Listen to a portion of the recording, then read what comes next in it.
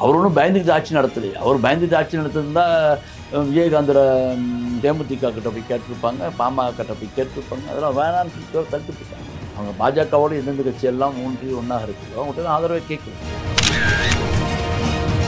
வந்து கழுது தேர்ந்து கட்டருமான கதி ஆகிட்டாங்க. கழுதை தேஞ்சாச்சு.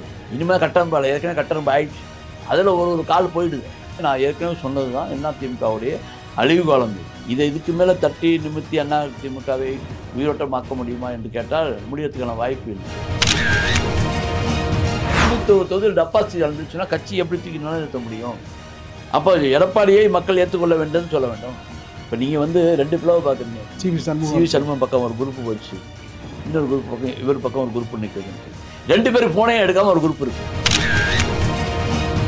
எதுக்கு பாஜக கூட கூட்டி வச்சார் அவருக்கே தெரியாது. எதுக்கு பாஜக விட்டு பாராளுமன்ற தேர்தலில் வெளியே போனார் அவருக்கு தெரியாது. மறுபடியும் ஏன் கூட்டணி சேர்ந்தார் அவருக்கு தெரியாது. ஏன் தாவேகா கூட்டணியை வேணான்னு சொன்னார் அவருக்கு தெரியாது. மற்ற காட்டிக்க ஆனால் எல்லாம் அவருக்கு தெரியும். அந்த அம்மாவுடைய மரணம் அவருக்கு ஒரு லக்கா கிடச்சிருக்கு. அதில் உச்சபட்ச தமிழ்நாட்டுடைய உச்சபட்ச பதவி சுகத்தை அவர் அனுபவித்து விட்டார். இதுக்கு மேலே என்ன இருக்குது? நம்மை நாம் பாதுகாத்து கொள்ள வேண்டும் என்ற குறுகிய மனப்பான்மை அவர் கட்சியையும் அவரையும் கீழே தள்ளி.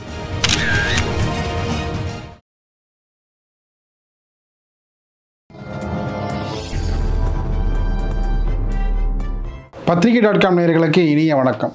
பரபரப்பான அரசியல் சூழலில் நம்மோடு இணைந்திருப்பவர் முன்னாள் சட்டப்பேரவை உறுப்பினர் நிஜாமுதீன் அவர்கள். வணக்கம் சார். வணக்கம் ஐயா. கட்சிக்கு விரோதமாக செயல்பட்டவர்கள் கட்சியிலிருந்து நீக்கப்படுவார்கள் அப்படி என்று KP முனுசாமி அவர் விளக்கமளித்திருக்கிறார். அதாவது பார்த்திங்கன்னா ஒரு கட்சியில் இந்த அளவுக்கு யாரையுமே நீக்கவே இல்லை.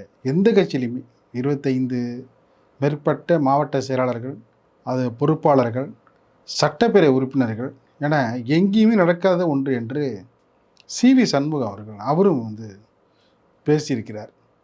ஒரு கட்சியினுடைய ஒரு முக்கியமான ஒரு அங்கம் எதென்றால் வந்து அந்த கட்சியினுடைய தலைமை பொறுப்பு. அந்த கட்சியை வழிநடத்தி செல்வது தொண்டர்கள், அதே நிர்வாகிகள். 2 பேரும் வந்து 2 தண்டவாளம் போல் 2 பேரும் இருந்தால் தான் அது வந்து செயல்படும். இப்போ பார்த்தீங்கன்னா இப்போ சட்டப்பேரவையில் CV சண்முகம் அவர்களுடைய கை வந்து ஓங்கியிருக்கு. CV சண்முகத்தினுடைய கை வந்து சட்டப்பேரவையில் வந்து இப்போ அதிகரித்ததுனால இப்போ எடப்பாடி பழனிசாமி வேறு விதமான முடிவை எடுத்து அவர்களை வந்து பொறுப்பிலிருந்து தளரடியாக நீக்கியிருக்கிறார். இது வந்து எங்கே போய் முடியும்?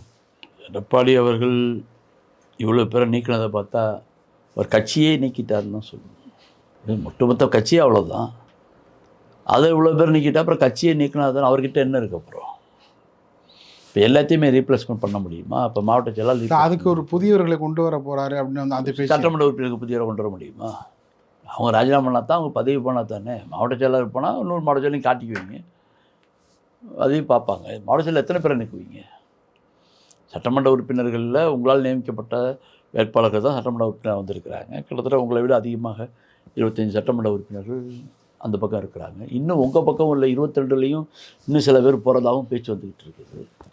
லீமா ரோஸ் அவர்கள் அதுக்கு ஏற்பாடு செய்து கொண்டிருப்பதாகவும் நம்ம செய்தியில் கண்டுகிட்டு இருக்கிறோம். இப்போ இன்னும் எத்தனை பேர் போகிறாங்கன்னு உங்களுக்கே தெரியலையே. இப்போ லீமா ரோஸுக்கு வந்து சட்டப்பேரவை தேர்தலில் போட்டியிட வாய்ப்பு கொடுத்ததுனுடைய ஒரு பலனை வந்து இப்போ எடப்பாடி பழனிசாமி பலனை முதலே அனுபவிச்சிட்டார். லீமா ரோஸுக்கு சட்டமன்ற உறுப்பினராக சீட்டு கொடுத்ததின் பலனை அவர் அனுபவிச்சிட்டார். இது போன்று பார்த்து பாதிப்பு அடையக்கூடிய பலனை வந்து எதிர்பார்த்துருக்க மாட்டாங்க. நல்ல பலன் அனுபவிச்சவர் பாதிக்கிற பலன்னா பாதிக்காத பலன். அவர் தான் பலன் அனுபவிச்சிட்டாரு கட்சிக்காரர்களே சொல்கிறாங்க. அவர் சும்மாவை திடீர்னு வந்து புதுசாக வந்து சீட்டு கொடுத்தாரு.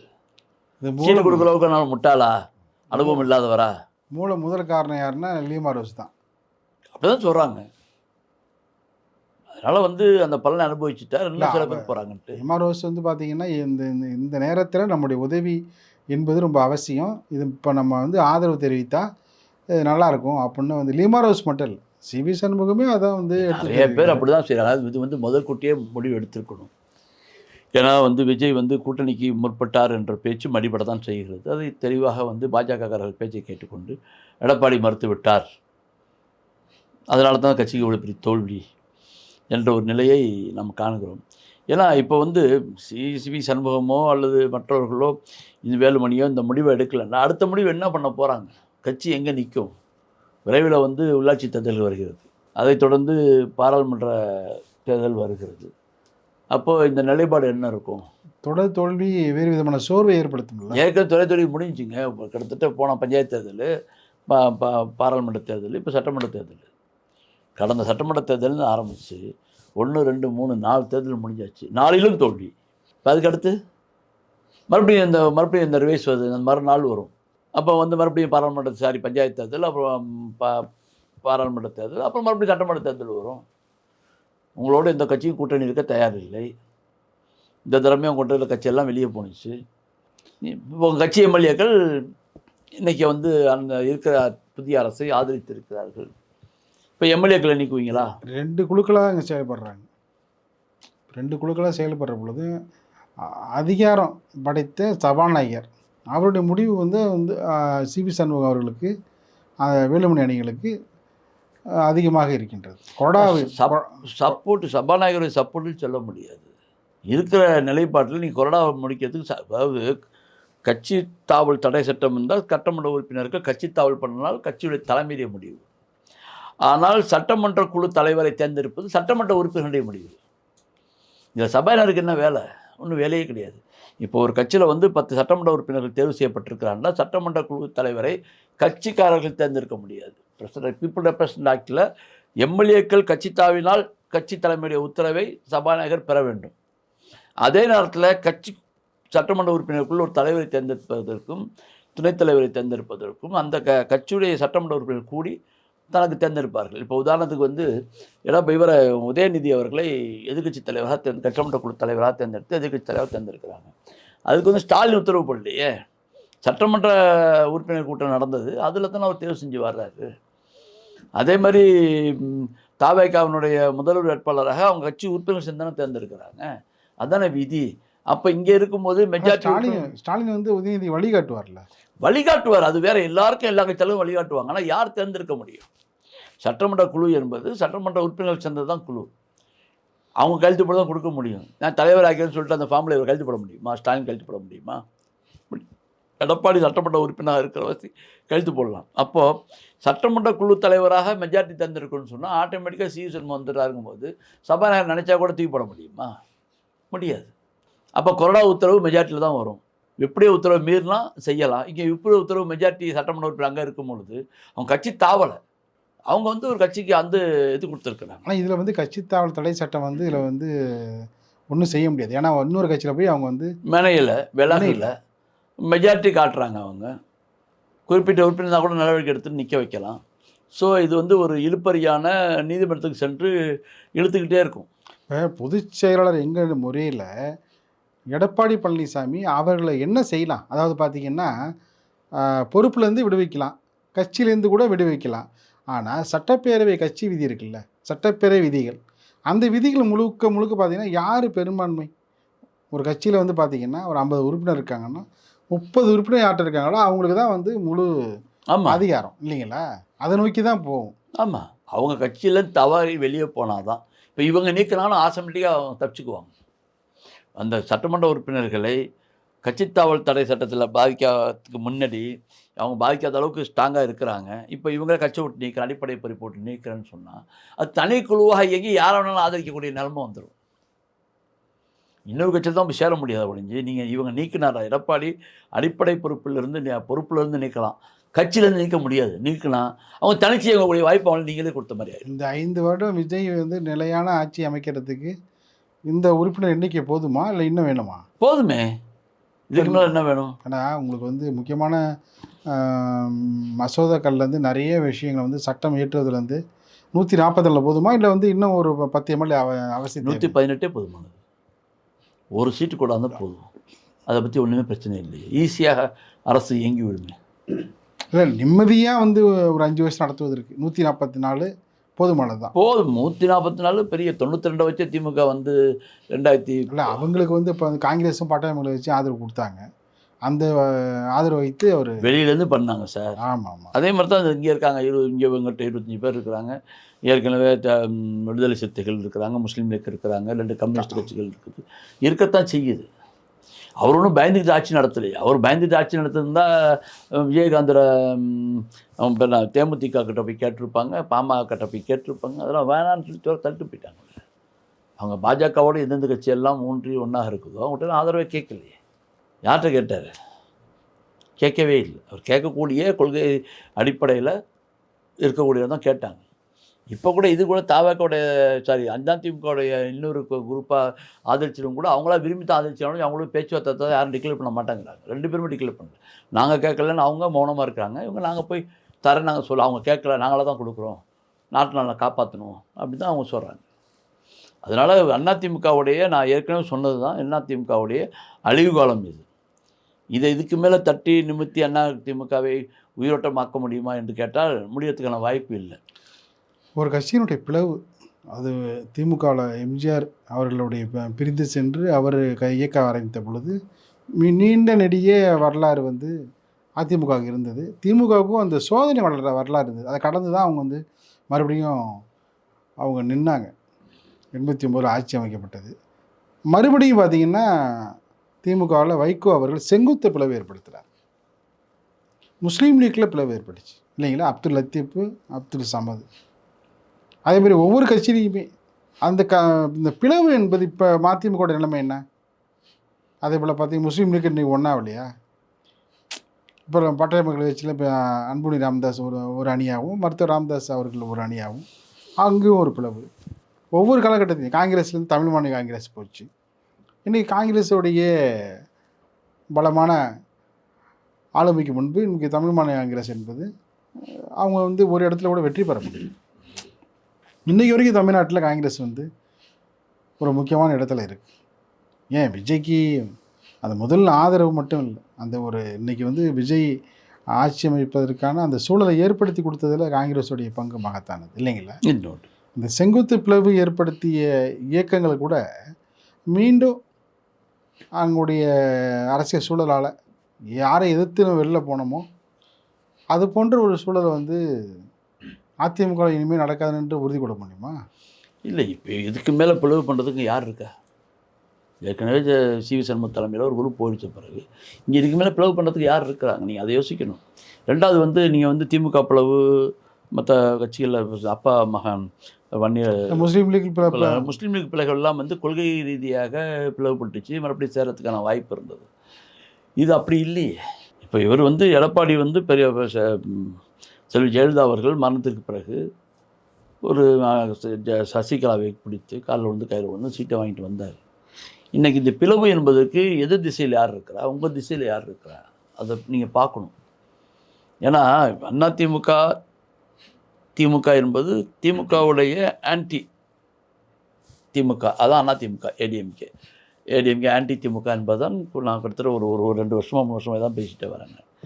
அந்த கொள்கை தானே ஒழிஞ்சு கொள்கை ரீதியாக பிளவு முஸ்லீம் லீக்கில் வந்து கொள்கை ரீதியான பிறகு போல காங்கிரஸ் பாபர் மசீத் இடிப்புக்கு பிறகு அந்த கட்சியை வந்து எப்படி வழி நடத்துறது, யாரோட கூட்டணி வைக்கிறதுங்க சிரமங்கள் ஏற்பட்டுச்சு. அந்த நேரத்தில் அது ஒரு பிளவாக பார்க்கப்பட்டது. அப்புறம் அதுக்கப்புறம் அது சரிசமமாகி எல்லாம் அப்படியே பயணிக்க ஆரம்பிச்சிடுறாங்க. வைகோவுக்கு வந்து டாக்டர் கலைஞர் அவர்களோடு ஏற்பட்ட முரண்பாடின் காரணமாக அவர் இன்ன வரைக்கும் கட்சியை நடத்திட்டு போயிட்டே இருக்கிறார். அவர் வேறு பதவி போயிட்டார். திரும்ப அந்த கட்சி ரெண்டுமே கூட்டணி ஆயிடுச்சு. அவங்களாம் அதை வந்து ஜீர்ணிச்சுக்கிட்டாங்க. இவர் எடப்பாடி யாரையும் ஜீர்ணிக்கலை. சசிகலாவை சேர்க்க மாட்டேன், ஓபிஎஸை சேர்க்க மாட்டேன். கிட்டத்தட்ட இதில் பாருங்கள் 91 தொகுதியில் அரசியல் சூழல் எப்படி வேணாலும் மாறும்ல. அதுக்கு வந்து மாறுங்க. திமுக வந்து எம்ஜிஆர் போனப்போ இவ்வளோ 91 சீட்டில் தோத்தாங்க. 1 சீட் 2 சீட்டு வாங்கின காலம்லாம் உண்டு. டெபாசிட் இருந்ததாக வரலாறு இல்லை. 91 சட்டமன்ற தொகுதியில் என்னது 169 தொகுதின்னு நினைக்கிறேன். 169 தொகுதியில் 91 தொகுதியில் டெபாசிட் இழந்திருக்கிறதாக தினமணி பத்திரிகைலாம் செய்தி பார்க்குறேன். அப்போ 91 தொகுதியில் இழக்கிறாங்கன்னு சொன்னால் கட்சியுடைய நிலை என்ன, கட்சியுடைய தலைமையில நிலை என்ன? 5 தொகுதி 10 தொகுதி ஓகே, அதுவே கஷ்டம். இவ்வளோ பெரிய கட்சிக்கு, இத்தனை வருஷம் ஆண்ட கட்சிக்கு அதுவே ரொம்ப கஷ்டம். ஆனால் இன்றைக்கி நிலை என்ன? 91 தொகுதியில் டெபாசிட் இழந்துச்சுன்னா கட்சி எப்படி தூக்கி நிலைநிறுத்த முடியும்? அப்போ எடப்பாடியை மக்கள் ஏற்றுக்கொள்ள வேண்டும்னு சொல்ல வேண்டும். இப்போ நீங்கள் வந்து 2 பிளவை பார்க்குறீங்க. ஒரு பேர் என்ன, சிவி சண்முகம் பக்கம் ஒரு குரூப்பு போயிடுச்சு, இன்னொரு குரூப் பக்கம் இவர் பக்கம் ஒரு குரூப்பு நிற்குதுன்ட்டு 2 பேரும் ஃபோனே எடுக்காமல் ஒரு குரூப் இருக்குது. அவங்க இங்கே நிற்கிறதா இங்கே நிற்கிறதா 2 பேரும் வேணாம்னு சொல்லிட்டு வெளியே போகிறதா தாவேக்காக்கு போகிறதா ஒரு குரூப் ஓடிட்டு இருக்குது. இவங்களும் ஃபோன் பண்ணுறாங்க. அது போல் போகிற பொழுது பார்த்தீங்கன்னா இன்னும் வந்து கழுது தேர்ந்து கட்டரும்பான கதை ஆகிடாதாங்க. கழுதை தேஞ்சாச்சு. இனிமேல் கட்டரும்பால் ஏற்கனவே கட்டரும்பு ஆயிடுச்சு. அதில் ஒரு கால் போயிடுது. இப்போ ஃபோன் எடுக்காமல் எத்தனையோ என்னால் சொல்ல முடியும். அது வந்து டிவியில் சொன்னால் அது வந்து உரிமை பிரச்சனையாக இல்லை மாறும். அந்த அந்த அணிகள் யாருன்னு நமக்கு தெரியும். 2 பக்கமும் ஃபோன் எடுக்காம அவர்களை நம்ம விரைவில் அழைத்து நேர்காணல் எடுப்போம் உங்களுக்கு. அதனால் அவங்க வந்து இன்னும் இங்கேயும் சேராமல் அங்கேயும் சேராமல் ஃபோன் 2 பேருக்கும் எடுக்காமல் கலந்து எப்படி பார்க்கலான்ட்டு இருக்கிறாங்க. ஆனால் என்னை பொறுத்த வரைக்கும் சிவி சண்முகத்துக்கு கொஞ்சம் லிங்க் ஓடும். ஏன்னா அதிகாரத்தோடு ஒரு சேர்றதுனால கொஞ்சம் ஓடும். இங்கே அதிருப்திகள் பெருகும். ஏன்னா எதிர்க்கட்சி அந்தஸ்தும் இல்லை. எதிர்க்கட்சி அந்தஸ்து இருக்கக்கூடிய தலைவராக இருந்தால் பரவாயில்லை. மக்கள் பின்னணி, தொண்டர்கள் பின்னணி இல்லாத ஒரு தலைவராகவே இருக்கிறாரு. அதிகபட்சமாக போனால் என்கிட்ட அது இருக்குது இது இருக்குன்னு ஆதாரங்கள்லாம் பல ஊழல்லாம் எடுத்து வச்சு மிரட்டலாமே வெளியே. அது ரொம்ப மிரட்டினா அது கொஸ்டின் வரும். இவ்வளோ ஊழலை பற்றி நீ எடுத்து வச்சுட்டு ஏன் வெளியாக்கலை, அப்போ உடந்தையா போனீங்கன்ற கொஸ்டின். கோபிச்செட்டிப்பாளையம் பிரச்சாரத்திலேயே வந்து செங்கோட்டையனுக்கு வந்து ஒரு எச்சரிக்கை விடுக்கும் விதமாக கூட பேசியிருந்தார். அது தப்பு. அப்போ உங்களுக்கு அவர் தப்புஞ்சதை எடுத்து வச்சு நீங்கள் ஆட்டப்பட தெரியாதா, நான் எல்லாம் எடுத்து வச்சுக்கன்னு சொன்னால், எடுத்து வச்சுருந்தா நீங்கள் எடுத்து இருக்கிற பதவி பிரமாணத்தின்படி அது இந்த நாட்டுக்கு ஒப்படைச்சிருக்கணும். அதுவே தப்பு. யாராவது ஒருத்தன் வழக்கு போட்டோன்னாக்கா வேலை முடிஞ்சு போச்சு. நீங்கள் என்ன எடுத்து வச்சுருக்கிற, என்ன சொன்ன, உன்கிட்ட என்ன ஆதாரம் இருக்குது, என்ன சொல்கிற வர சொல்லுன்னு சொல்லுவாங்க. அப்போ இவங்க எடுத்து கையில் வச்சுக்க முடியாது. ஒரு அரசு அவர் வந்து உறுதிமொழி எடுக்கப்பட்ட முதல்வராக இருந்திருக்கிறாரு, எதிர்கட்சி தலைவராக இருந்திருக்கிறாரு. அந்த பேச்சு குறித்து தேர்தல் ஆணையம் தான் விரைவாக விளக்கம் கேட்கணும். இது அரசு நீ யார் வேணாலும் கேட்கலாம். இல்லை கூடுதல் பொறுப்பு. ஏன்னா தேர்தல் நேரத்தில் நடந்த விஷயம் அது தேர்தல் இது எலெக்ஷன் கமிஷன் கேட்கலாம். ஈவன் சாதாரண ஒரு குடிமகன் கூட இந்த நாட்டில் நீங்கள் வந்து உறுதிமொழி எடுத்திருக்கீங்க அல்லது எலெக்ஷன் கமிஷன் அந்த மாதிரி கொடுத்து பேசியிருக்கிறாரு. அப்போ என்னத்தை அவர் மறைச்சிருக்கிறாரு, என்னத்தை இவர் கையில் எடுத்து வச்சிருக்கிறாரு, அது ஆதாரத்தை இந்த உலகுக்கு காட்ட வேணும்னு கேட்கணும். கேட்டால் அவரும் குற்றவாளி ஆகிடுவார். அக்காம்ப்ளைஸ்டுடன் குற்றவாளி. அந்த சம்பவம் தெரிஞ்சு அதை மறைச்சார்னா அவரும் குற்றவாளி. இப்படிலாம் ஒரு முதலமைச்சர் இருந்தவர் பேசக்கூடாது. தெரிஞ்சு உடனே சொல்லிக்க வழக்க கொண்டு வந்துடணும், விசாரிக்க கொண்டு வந்துடணும். அதுதான் நியாயம். இப்போ மிக மிக நெருக்கமாக இருந்தவர்கள்லாம் இன்றைக்கு வந்து எதிரணியில் இருக்கிற பொழுது ஒன்று அவர்களை கூப்பிட்டு சமாதானப்படுத்தி என்ன அந்த பேச்சுக்கு முன் வர வேண்டும் இல்லையா? அப்படிலாம் பொதுக்குழு கூட்டி தனக்குள்ள ஆதரவு நிலையை வந்து அவர் தெரிவிக்க வேண்டும். 2 கட்டான சூழலில் இப்போ வந்து சட்டப்பேரவையில் 2 குழுவாக இருக்கிறதுனால இப்போ அங்கே வந்து பார்த்திங்கன்னா இந்த பிரச்சனை இந்த கட்சி பிரச்சனை அங்கே வந்து அதிகமாக எதிரொலிக்கும் போல். ஏன்னா மற்ற கட்சிகளுக்கு வந்து தங்களுடைய தொகுதி சார்ந்து பேச வேண்டிய நேரத்தில் இது அப்பப்போ வெளிநடப்பு பண்ணால் எப்படி இருக்கும்? சபாநாயகருக்கு வந்து இப்போ கூடுதல் நெருக்கடி இவங்க 2 பேர் விஷயத்துலையும். சந்தோஷம். அவர் சார்ந்து வெற்றி பெற்ற கட்சிக்கு சந்தோஷமான நிலை வரும்போது சபாநாயகர் எப்படி நெருக்கடி வரும்? இப்போவே கவனமே அரசு மீது உள்ள கவனம். வந்தே மாதரம் பாட்டு, ஜோசியர், அரசு ஜோசியர் அப்பாயின்மெண்ட்டு, இப்படி பல விஷயங்கள் வந்து அரசு மேட்ரு வந்து மக்களுக்கு கவனம் போயிட்டு இருந்தது. இப்போ அந்த கவனத்தை எல்லாம் மாற்றி சிவி சண்முகம் எடப்பாடி என்ற வேலுமணி எடப்பாடி என்ற நிலையில் கவனம் இப்படி நோக்கி எல்லா மீடியாவும் இந்த பக்கம் திரும்பி போகும்போது புதிய அரசு என்ன செய்ய போகிறதுங்கிற கவனத்தை திருப்பி அவங்களுக்கு ஒரு அதிர்ஷ்டமாக ஒரு லக்கா அமைஞ்சு போச்சு இந்த சம்பவம். இந்த பிரச்சனை சிவி சண்முகம் எடப்பாடி பிரச்சனை இன்னும் எத்தனை நாள் வரைக்கும்? அடுத்து சட்டமன்றம் வந்து கவர்னர் வரைக்கும் விட்டுருவாங்க. அப்போ இந்த கவர்னரை ஆதரித்து பேசுகிறா எதிர்த்து பேசுகிறதா குழப்பம் வரும். அதுக்கடுத்து பட்ஜெட்டுக்கு கூப்பிடுவாங்க. பட்ஜெட்டை ஆதரித்து பேசுகிறதா எதிர்த்து பேசுகிறதா குழப்பம் வரும். அடுத்து மானிய கோரிக்கை வரும். மானிய கோரிக்கையில் யார் பேசுகிறது? நான் சொல்கிற ஆள் தான் பேசணும்னு எடப்பாடி அன்றைக்கே சொல்லிட்டார். வேலுமணிக்கு வாய்ப்பு கொடுக்கக்கூடாது. இப்போ வேலுமணிக்கும் எடப்பாடிக்கும் நடக்கிற அந்த அதிகார போட்டியில் சிவி சண்முகம் அதாவது வந்து துருப்பு சீட்டாக மட்டும் இல்லை, வேறு விதமான பலங்கொண்ட சொல்லுவோம்ல நம்ம கிராமத்தில், அது போல் செயல்படுறாரா? இல்லை, அப்படி சொல்ல முடியாது. எல்லாமே ஒரே கருத்துலையில் இருக்கிறாங்க. இன்னொன்று சொல்ல எடப்பாடி செல்லாகாசு ஆகிட்டாருங்கிற ஒரு கருத்தோடு இருக்கிறாங்க. இன்னொன்று சொல்கிறாங்க எடப்பாடி அதே போல் வந்து செங்கோட்டையன் வேலுமணி அந்த கொங்குப்பேட்டில் நடக்கிற அந்த அதிகார போட்டி இருக்குங்கல்ல, அது பார்த்திங்கன்னா மூன்று பேர் சேர்ந்து தான் ஏற்கனவே வந்து லாபி பண்ணாங்க ஓபிஎஸ் வெளியேற்றுறதுக்கு. சிவி சண்முகம் மூலயமா அது வந்து நடத்தப்பட்டது. இப்போ மீண்டும் வந்து பார்த்தீங்கன்னா எடப்பாடிக்கு சிவி சண்முகம் ஆயுதம். இப்போ ஆயுதம் போயிடுச்சு, கீழே விழுந்துருச்சு. இப்போ நிராயுத பணியாக எடப்பாடி மாட்டிக்கிட்டார். நீங்கள் சொல்கிற வார்த்தையில் பதில் அடங்கி போச்சு. இப்போ இனிமேல் அவர் வந்து நம்பியிருப்பது யாரை நம்ப முடியும்? அந்த மாதிரி வைத்தான ஃபேஸ் ரோல் இவர் கையில் இல்லை. இவரை தவிர வேறு யாரும் இல்லையே. இவரே இறங்கி போய் எல்லாம் செய்ய முடியுமா? தலைவராக இருக்கவங்க செய்ய முடியுமா? அப்போ அந்த குழப்பம் இருக்குல்ல. ஏன்னா அவர் வெற்றி பெற்றதும் வந்து பெரும்பான்மையான வன்னியர் வாக்குகள், சட்டப்பேரவை உறுப்பினர்கள் பெரும்பான்மையான இடங்களை வெற்றி பெற்றதும் வன்னியர் வாக்குகள், வடமாவட்ட வாக்குகள் தான் அதிகமாக வெற்றி பெற்றிருக்கு. கொங்கு பெல்ட்டில் இந்த முறை வந்து அவங்களுக்கு வந்து கை கொடுக்கல. அதிமுகவுக்கு பெரிய அளவில் கை கொடுக்கல. கொங்குவேளர் கவுண்டர்கள் வாக்குகளும் வந்து பெரிய அளவுக்கு விஜய்க்கும் திமுக சசிகலா கிட்ட நின்ன தொகுதிகளில் 30 தொகுதி நாங்கள் நினைக்கிறேன். அதில் கிட்டத்தட்ட ஒரு 16-17 தொகுதிகளில் அவங்க பெற்ற வாக்குகளால் வேற அதிமுகவுக்கு பாதிப்பு வந்திருக்குது. அவங்களுடைய வாக்குகள் வந்து 3 தொகுதியில் பேசப்பட்டிருக்கு சார். ஒன்று முதுகுளத்தூர், இல்லை இன்னொன்று சாத்தூர், மற்ற இல்லை முசலம்பட்டி. பாக்கியெல்லாம் வந்து 500, 1000 அந்த ஓட்டு இல்லை. அந்த 500, 1000, 5000, 2000, 3000 இருக்குது இல்லையா, அந்த வாக்குகளை வந்து வித்தியாசம் வந்து அதில் தான் நிற்கிது. ஒரு தொகுதியில் 40 ஓட்டு வாங்கி வச்சிருக்காங்க. இந்த 3 தொகுதியை சொல்கிறீங்களே, முதுகுளத்தூர், சாத்தூர் மெயின். அது இல்லாமல் சிறு சிறு வாக்குகள் பெற்ற வீட்லையும் இவங்க பெற்ற 2000, 3000 வாக்குகளும் சில பெரிய பிரச்சனை உட்காந்து. இப்போ 2021 தினகரன் ஏற்படுத்திய அந்த 21 தொகுதி இல்லை, அது போல் சசிகலா ஏற்படுத்தி இல்லை. அவங்க நின்னது 30 தானே. தினகரன் எங்கே பார்த்தாலும் நின்னார். 20 தொகுதியில் வாய்ப்பு வந்துச்சு. அந்தம்மா நின்னதுலேயே கிட்டத்தட்ட ஒரு 7-8 தொகுதிக்கு மேலே வருதுங்க. சரியாக கணக்கு பார்த்தா தெரியும். ஏன்னா எல்லா தொகுதியிலையும் இவங்க வந்து 20,000, 30,000 ஜெயிக்கல. இல்லை, 2000, 3000 உள்ள தொகுதியிலையும் ஜெயிச்சிருக்காங்க. அது இவங்க 2000, 3000 தான் வாங்கியிருக்கிறாங்க. அந்த தொகுதி வாங்கியிருக்காங்க. அதை வச்சு பார்த்தாலும் நிற்குது. அதனால் வந்து அவங்கள வச்சு தான் 105-6 தொகுதி மேலே கூட வரதுக்கான வாய்ப்புகள் கூடவே தான் இருக்குது. அதெல்லாம் வாய்ப்பை இவங்க முடிச்சிட்டாங்க. மொத்தத்தில் வந்து விஜய் கட்சியை வந்து நேராக அறிவிக்க ரொம்ப நாளாக திட்டம் போட்டுருக்காரு. அறிவிக்கிறதுக்கு காரணம் அதிமுக பலவீனப்பட்டு போயிடுச்சு. அந்த ஓட்டையும் நம்ம ரசிகர் ஓட்டையும் சேர்த்து பெற்றால் நாம் வந்து லீட் பண்ண முடியுங்கிறதும், திமுகவினுடைய நிர்வாகிகளால் ஏற்பட்ட அதிருப்திகளையும் நம்ம கலந்து எடுத்துக்கணுங்கிறது தான் விஜயுடைய கணக்கு. அந்த கணக்கு சரியாக வந்துடுச்சு. அவரை கணக்கு எடுத்தது சரியாக வந்துட்டு, அவருக்கு சரியான வேட்பாளர்கள் அமைஞ்சிருந்தால் இன்னும் கூட வெற்றி பெற்றிருப்பார். சரியான வேட்பாளர்கள் அவருக்கு அமையவில்லை. பார்க்குறவங்க நேற்று வந்தவங்களாம் வேட்பாளர் அறிவித்தாங்க. அந்த களம் அவங்களுக்கு அப்படி தான் அமைஞ்சிச்சு. இன்னும் கொஞ்சம் அவங்க வந்து இந்த கௌரவ சம்பளம் நடக்கலைன்னு சொல்லி நிதானித்து வேட்பாளரை போட்டு களம் இறங்கியிருப்பாங்க.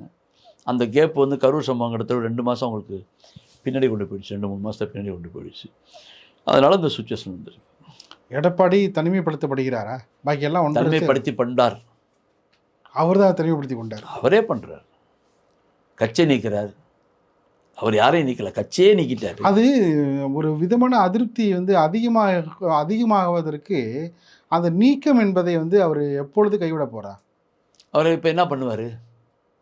2 மாதிரி கொள்கை ஆகிப்போச்சு. விஜய் ஆதரவு கொள்கை, விஜய் எதிர்ப்பு கொள்கைன்னு. இப்போ இதையும் ஜீர்ணிச்சிட்டவளாக இருக்க முடியுமா? இப்போ சரியான நேரத்தில் தவறான முடிவுகளை வந்து ஒவ்வொரு கட்சி தலைவரும் எடுப்பாங்க. ஒவ்வொரு காலத்துலேயும் அது முன்பு காலத்தில் பார்த்தீங்கன்னா வந்து பல தேர்தல்களில் வந்து தவறான முடிவை வந்து வைகோ எடுத்ததா சொல்லிட்டு ஒரு விமர்சனம் இருந்தது. அதுக்கு பிறகு மருத்துவர் ராமதாஸ் மீது அந்த விமர்சனமும் வந்து இருந்தது. இப்பொழுது வந்து அந்த பட்டியலில் எடப்பாடி சேர்ந்துட்டாங்க. சார், எல்லா பெரும்பாலான தலைவர்கள் ஒரு தரம் தப்பான முடிவு எடுப்பாங்க, 2 தரம் தப்பான முடிவு எடுப்பாங்க. இவர் தொடர்ச்சியாகவே தப்பான முடிவு எடுத்துகிட்டு வர்றாரு. எதுக்கு பாஜக கூட்டி வச்சார் அவருக்கே தெரியாது. எதுக்கு பாஜக விட்டு பாராளுமன்ற தேர்தலில் வெளியே போனார் அவருக்கு தெரியாது. மறுபடியும் ஏன் கூட்டணி சேர்ந்தார் அவருக்கு தெரியாது. ஏன் தாவேகா கூட்டணியை வேணான்னு சொன்னார் அவருக்கு தெரியாது. மற்ற காட்டிக்கிறார். ஆனால் எல்லாம் அவருக்கு தெரியும். அதிகாரம், கட்சி 2ம் தன் கையில் இருக்க வேண்டும். மத்திய அரசாங்கம், ஒன்றிய அரசாங்கம் தன் மீது எந்த விதமான விசாரணையும் கொண்டு வரக்கூடாது என்று தன்னை தற்காத்து அவருக்கு வந்து அச்சீவ்மெண்ட் வந்து எந்த காலத்திலும் அவர் கனவு கூட கண்டதில்லை. முதலமைச்சராக வருவோன்ட்டு அந்த அம்மாவுடைய மரணம் அவருக்கு ஒரு லக்காக கிடச்சிது. அதில் தமிழ்நாட்டுடைய உச்சபட்ச பதவியுடைய சுகத்தை அவர் அனுபவித்து விட்டார். இதுக்கு மேலே என்ன இருக்குது? நம்மை நாம் பாதுகாத்து கொள்ள வேண்டும் என்ற குறுகிய மனப்பான்மை அவர் கட்சியையும் அவரையும் கீழே தள்ளிவிட்டது. இப்போ வேலுமணியும் இந்த சிவி என்ன சொல்கிறாங்க, பிரிந்தவர்களை அனைவரையுமே ஒன்றாக சேர்க்க வேண்டும், அந்த ஒரு விஷயத்தையும் வந்து கூடுதலாக கவனிக்க வேண்டும் அப்படின்ட்டு பேசுகிறாங்க. இதுக்கு பின்புலமாக வேறு யாராக இருக்கா?